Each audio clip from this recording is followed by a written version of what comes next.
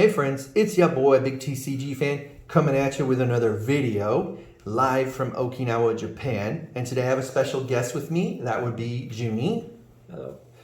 We are going to be looking at the standard mono white aggro challenger deck. Normally I don't really go with these kinds of products because I don't play standard ever.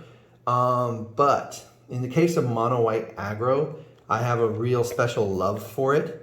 Because when I was a early Magic player during Unlimited / was it Ice Age and all that, Legends and all that, just that general area, I'm gonna open it up.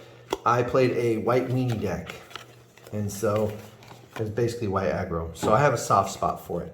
All right, so if I'm right, this will come with a 60 card deck and a sideboard. All right, so what we're gonna do, as you can see, it comes with a little divider for the deck box. A little empty space there, and then here's the cards. You want to go ahead, this should be the sideboard. Okay. And so just pop it open. Usually they're only 15 cards, but that seems a lot thicker than 15 cards to me. Here, I was going to put those out there. All right, you want to go ahead and just read them off? We got a Loyal Warhound, Cathar Commando, Duplicate Cathar Yeah, Commando. down a little bit so they can see full card. There you go. Wow. Three in a row. Yeah, because it's a deck, so you're going to have multiple copies to take advantage of the specific ability. Portable hole. See, that's a good one for removal. Maul of the Skyclaves. Yeah.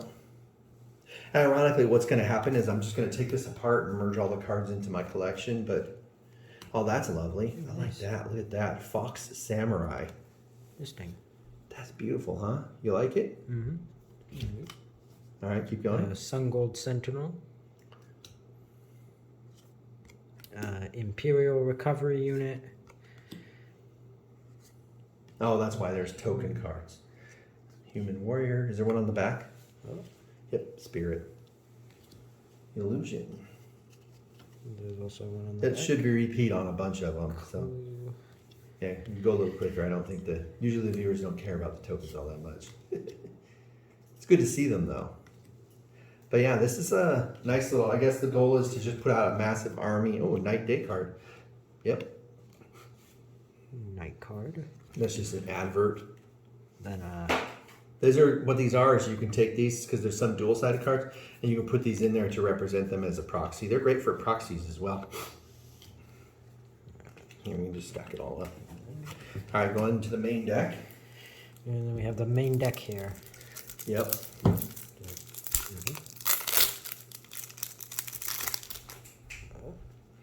Then we have I think our main guy here. Redain, God of the Worthy. Well, it's not a commander deck, so you can have multiple copies in a regular standard game. I think they only put one in there, though, but it's okay. You got the back side of the art. Yep. It's a flip card. They got several. You can see how it's got this little thing down here? That lets you know it's a flip card. Yeah, and you flip it over, you'll see there's something. And the way it works is you can pick and choose. When it's in your hand, you can choose which side you want to play. So it's pretty handy. See, they do have multiple Redains. Pretty cool. Monk of the Open Hand. Like I said, all these little creatures, they're going to be all super cheap to cast. And then you'll have, they'll have various useful abilities.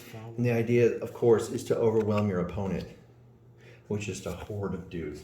That's what I was doing. I would use White Knights, the Order of Litbeer, I think it was called, back in the day from, was it Fallen Empires? And I have, I had copies of Jihad and Crusade in my deck, so I would just buff these little weenie guys up. Then I threw in some Swords to Plowshares for removal and some disenchants. It was a good deck. I did really well. I even actually hung in there during the Black Summer back when Necropotence came out. It was a challenge for sure because Necropotence overwhelmed the game. That's when we discovered draw is more important than most anything. Yep. This one's great because it just starts buffing creatures. And they gave you... Intrepid Adversary. Yeah. Nice. Athalia. They got two of them. Yeah, with legendary creatures, you can only have one of each type in play. But this one's great because you don't do a lot there. You can see it's almost all creatures. So her negative doesn't affect you at all, hardly. Elite Spellbind. Ooh. Oh, you dropped it. Probably an elite spellbind. Yep. Yep. Which is cool. But like I said, this is a specific. Ironically, they built this deck. Wow. Paladin class, yeah, it's an enchantment. Every turn it gets a level, and then you see it next level at the as a sorcery is to add to its ability, and you just pay the cost to level it up. And so like this, you'll pay 1 to put it out, and then it says spells your opponents cast during your turn, and then you can keep it like that, or you can pay more to move it to the next level, or you can pay more to move it to the last level.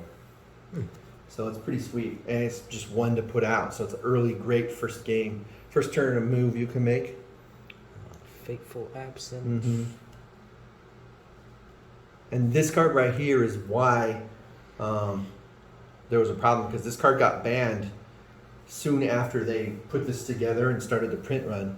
So you're allowed to legally play this in standard, but only if you keep the deck intact. And it's a Faceless Haven, because there's cards you can use with this card. There's like a spell book of some kind in one of the sets that makes it so your opponents literally can't beat you. So it's pretty sweet. Unless they come over with land destruction. And usually in standard struggles with land destruction.